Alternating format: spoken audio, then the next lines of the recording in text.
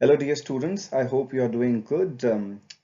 I hope that you're finding this temporary solution for lecturing online suitable to you. In either ways, please do not hesitate to keep your doubts and note your doubts so that I could answer that from session number 5 onwards. So a couple of things to which we need to think is, first of all, think about your group work, how you are going to plan. Regarding this class, you need to read a case study.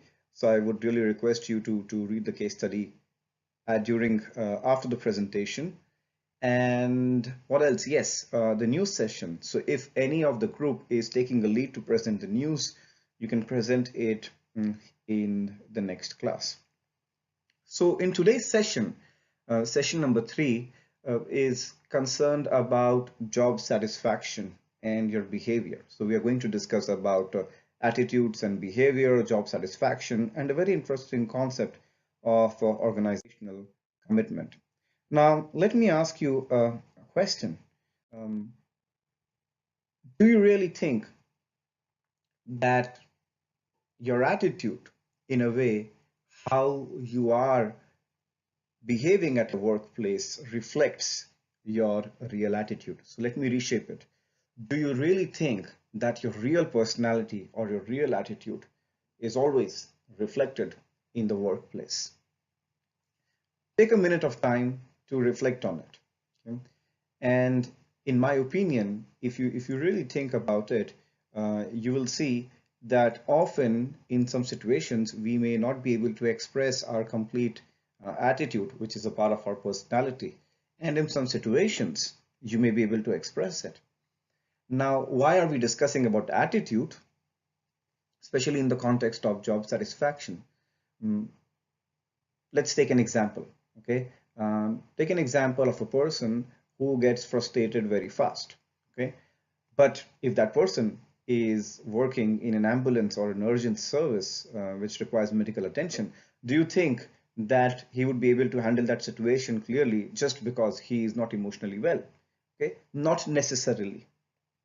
Why? Because the external factors of your workplace are so much that sometimes you may not be able to explicitly express your attitude. Now, if you look at this whole concept of attitude, you can divide it in three perspectives. One is emotional.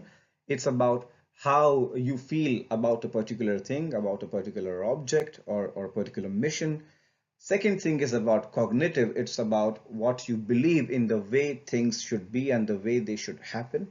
And the third thing is about behavioral, in which you manifest your actions based on your emotional and cognitive state. So let's take that for an example. If you're feeling good about a particular mission and you really believe that you have a way to do it, it will really express in the way you want to put it in action. Okay. Put it in an opposite way.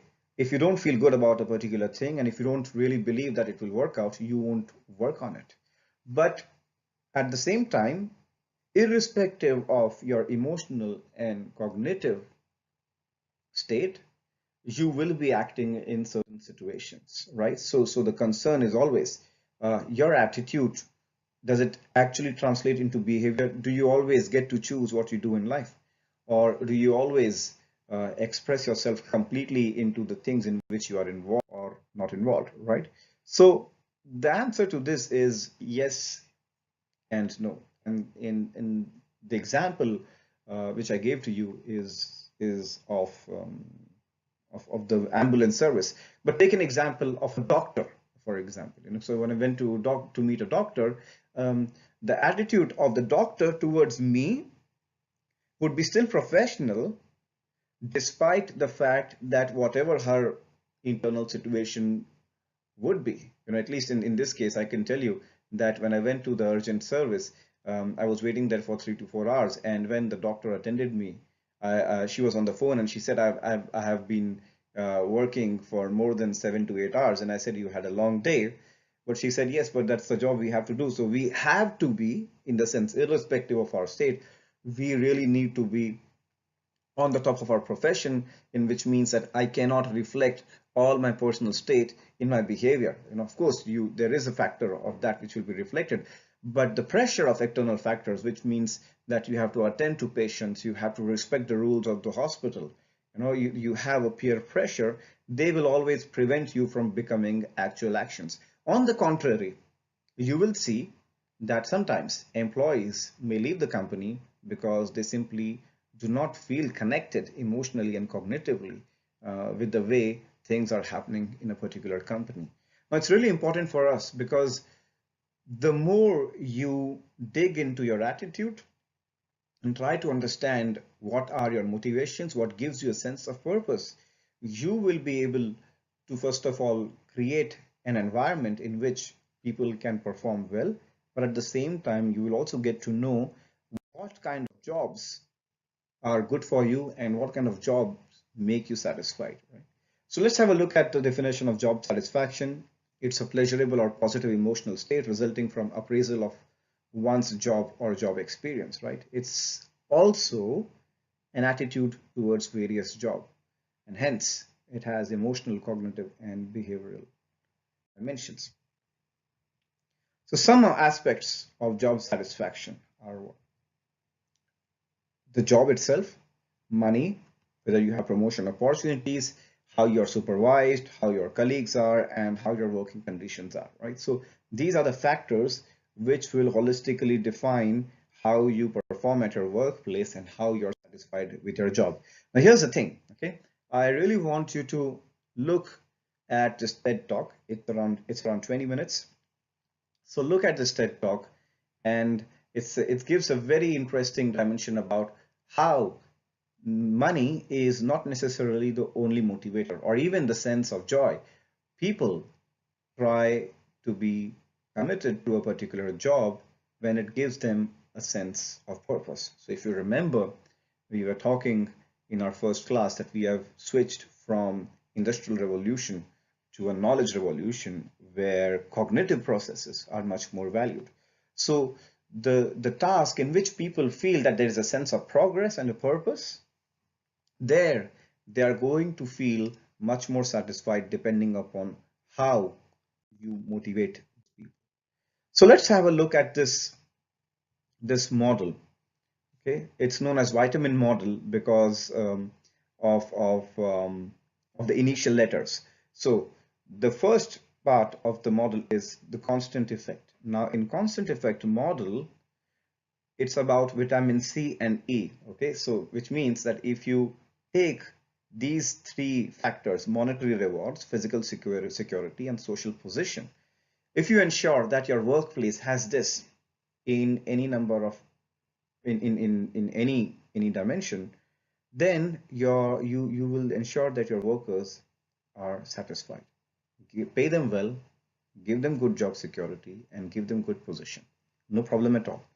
But let's say the next model, which is additional decrement, which is like vitamin A and D, if you take that in excess, then the chances are that you will end up being dissatisfied with your job. So here we are talking about control opportunity, skill use, external goal generation, role clarity, interpersonal contact. If any one of that is too much, then chances are there that you will probably end up being dissatisfied with your job. And that's why you see that often people, after gathering 10 or 12 years of experience or 15 years of experience, they want to switch to completely different sector. Why? Because the peer pressure to perform is too much, and that may be in the case of government employees or military employees or highly technical and skilled work in which there is no interpersonal contact at all. So you can take this into any factor, any example in which these factors are over emphasized, which would lead to job dissatisfaction. And again, a very interesting research shows that job satisfaction is also depending upon your personality traits, which are relatively constant over the period of time, and also how you perceive differences in job satisfaction. And a lot of that is also based on the cultural perception, right? So you will always see in workplace that there are people who will always have a negative outlook, or you can say they may be much more pessimistic. But at the same time, you'll also see people who are also optimistic. So, given the fact that whether you are an introvert or extrovert, or you are a pessimistic or you're an optimistic, that plays a major role in developing your worldview towards your job and how you see a job which is particularly satisfied to you or not. Let me give you an example, okay? And it's more or less related to that. And I know a person, uh, he's a very creative guy. He is in his, I think he's around 38, and he's looking for a job, okay? And the guy has good talent. He's creative. He's into many things. He's into freelance consulting, into sports management, arts, and everything. But the problem of this guy is that he is seeking perfection in what he is doing. That is his personality trait. He wants to do things which he likes. The problem is that now he has a family to take care and he is running out of money. So what do you do in this situation? And when I'm always discussing with him, I always tell him that you should go for a permanent job, start applying for a job so that you can learn and take consecutive steps to ensure what you want to do rather than just doing freelancing and thinking that you really want to do these things. So here you can see two different personality traits. I am a sort of a person who would take up an opportunity and see, okay, this is a learning step.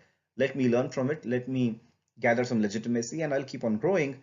And on the other hand, you have a person who would say, well, I don't want to pursue that way. I would rather do freelancing and spend much more time in looking what I want to do, which may be good, but it is also risky as well. So here you can see how different personality traits play a role in terms of how you find yourself satisfied in the work you are committed to do. So what will be the outcome of a job satisfaction? Okay, I've moved to another slide. Anyways, so if you are satisfied with the job, what happens? You will perform well, your company will flourish, and your company will ensure that the human values or the value of employees is always maintained. On the other hand, if you feel that a company is not able to manage it, then what will happen? You will see people underperforming, you will see people being consistently absent, you will see people expressing a lack of motivation, right? So what is the role of an HR here? I think here you have two key responsibilities. First, start thinking from the perspective of HR. If I'm a HR, what should I do to ensure that job satisfaction is high? And second thing, as a manager, as a team leader, you need to ensure that at least with your team, you need to know that what keeps on moving or motivating the people in your team, so that you ensure that different factors which may lead to their satisfaction are maintained. Now, this leads me to another important part of job satisfaction, which is known as organizational commitment. You start thinking about job satisfaction from the organizational point of view. So organizational commitment is the attitude towards one's employing organization. So you can divide that into three. Now, an effective commitment is defined as a degree of emotional attachment and identification with one's employer.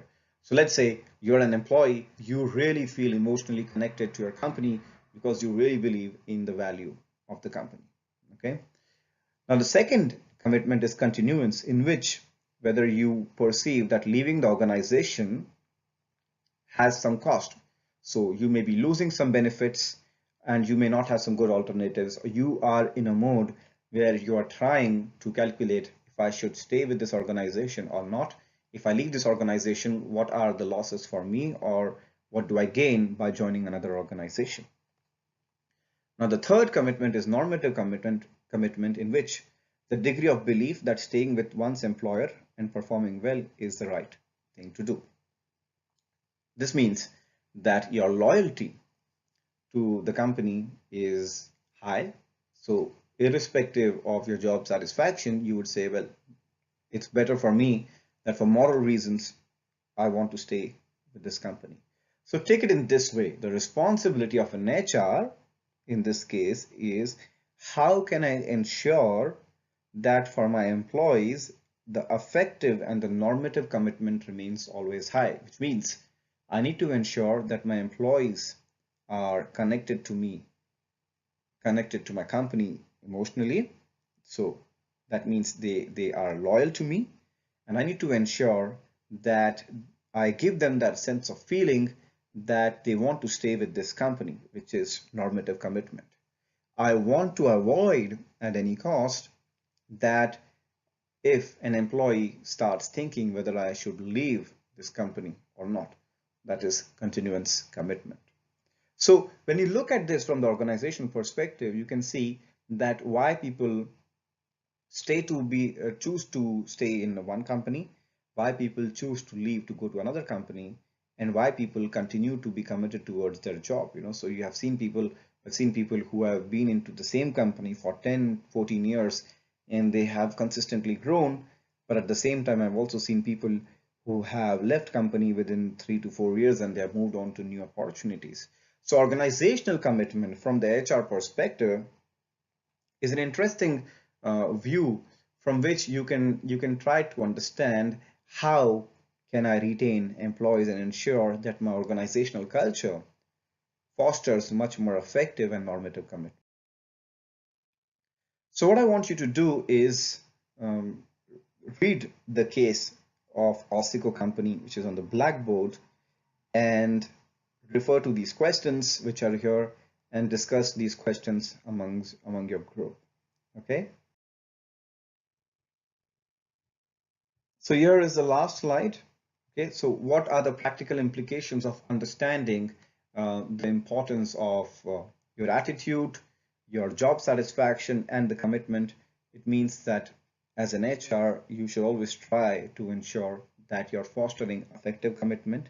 You want to try to link people's goals with those of team and organization. Okay, so you want to challenge them. You want to give them a sense of purpose, which will give them a sense of accomplishment.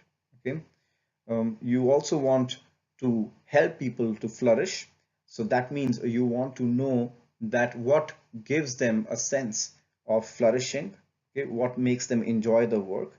And at the same time, you also need to ensure that you give a constructive and a positive feedback so that your team and or your company is also productive.